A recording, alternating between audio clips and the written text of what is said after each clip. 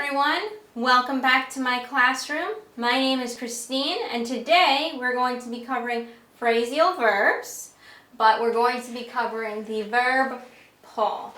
So this one is one of my favorite ones because I like a lot of the phrasal verbs when it comes to pull. So let's get started. So I have 3 examples here and let's cover the first one. So my first sentence is, I pulled off the hanging string on her shirt. So I brought a string here today.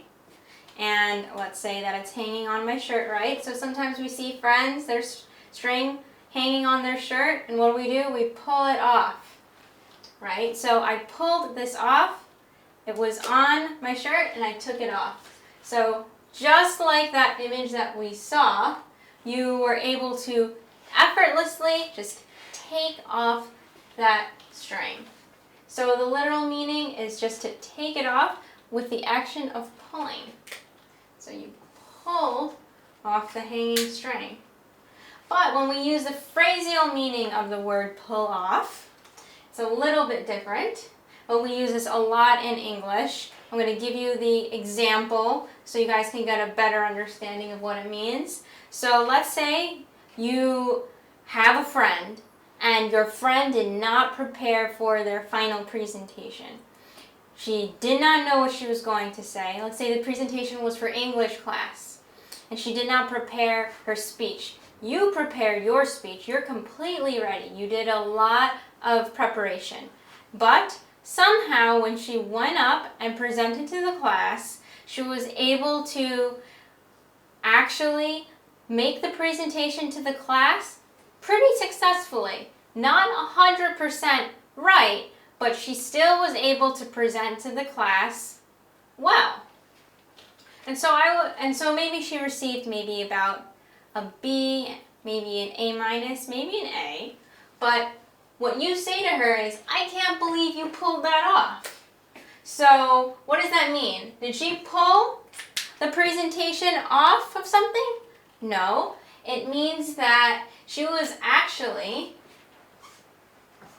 definition, is that she was able to successfully accomplish. So it doesn't mean that she's 100% successfully accomplished. That's not necessarily the meaning of it.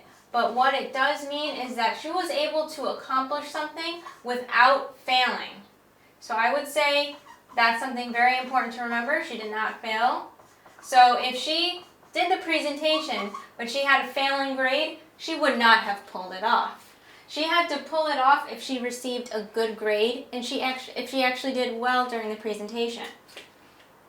So pull off, the phrasal term, means that you were able to successfully accomplish. Not necessarily 100% without mistakes, but you did pretty well, even if you didn't do the preparation. Okay, so pull down. So let's go to the literal meaning first. So our example sentence is, your stomach is showing. So maybe your shirt is a little too small and you can see your stomach. So your mother says to you, your stomach is showing, pull down your shirt. So pulling down means you have that shirt, it's a little too high right here, so you need to pull it down, right? You're pulling it down, the action of pulling it down. So when we go to the phrasal meaning, right here, my sister keeps pulling me down. So red, pulling down. So does that mean that your sister is pulling you down? She's on your legs and she's pulling you down? Well, when you're saying the sentence, you might feel that way. But what it actually means is that she's a burden, or she's slowing, or she's making you slow. She's maybe slow in the sense of maybe you want to go somewhere, and she said, no, don't go outside, I need someone to stay home with me.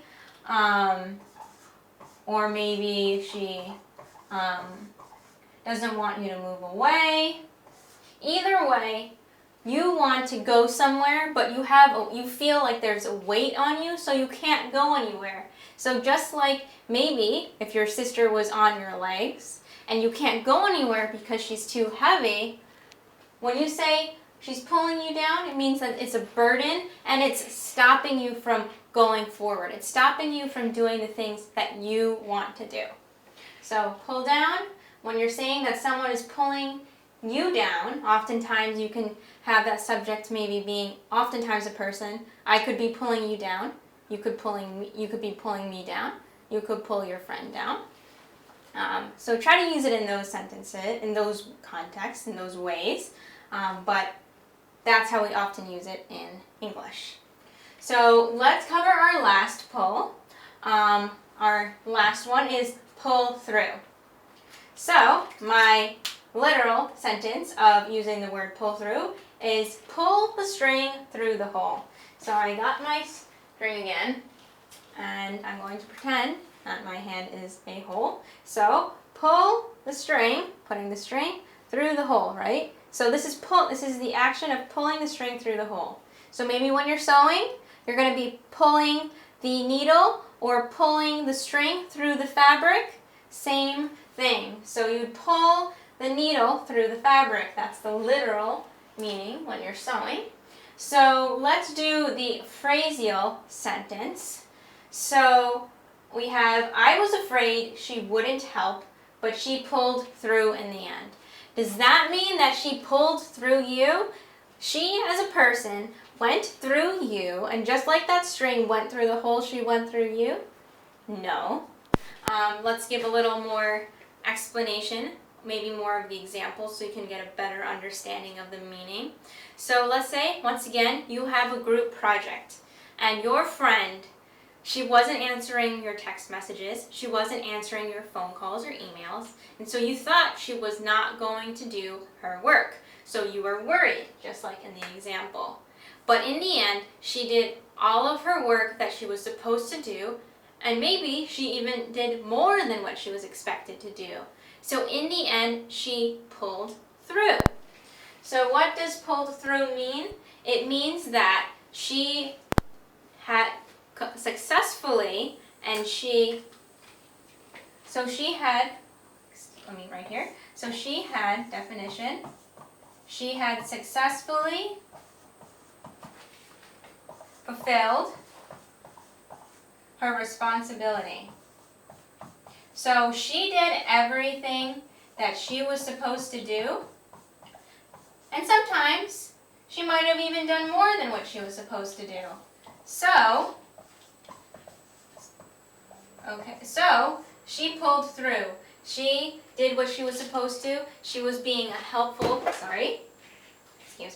she was being a helpful team member, even though in the beginning she didn't necessarily do her responsibilities. Oftentimes, pulled through means that in the beginning it might not have worked.